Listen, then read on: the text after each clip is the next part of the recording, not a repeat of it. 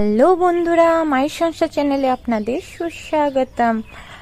তোমরা গাছগুলোকে কিন্তু অবশ্যই শেডের তলায় করে রেখো, কারণ কি আমি ওয়েদার রিপোর্টে দেখেছি ঝড় বৃষ্টি হবে। আমি যেহেতু ওয়েস্ট বেঙ্গলে থাকি, তো আমি এখানকার হিসাবে বলছি, তো তোমরা বুঝে নিও।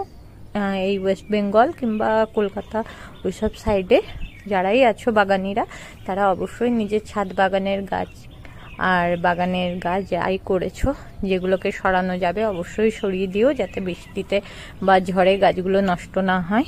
অনেকের অনেকভাবে ক্ষতি হয়ে থাকে ঝড় বৃষ্টিতে। তো আমি তো নিজের বাড়ির সমস্ত গাছ শেডের তলায় করে দিয়েছি, যখনই দেখেছি এরকম বৃষ্টি হবে, ওই জন্য সব শেডের তলায় করে দিয়েছি। আবার আমার তো কাজই এটা, একবার এদিকে করা একবার ওইদিকে করা। যাই হোক, তোমরা গাছ সাবধানে রেখো, নিজেরা ভালো থেকো। চলো, মিনি ব্লগ এই পর্যন্ত, টাটা।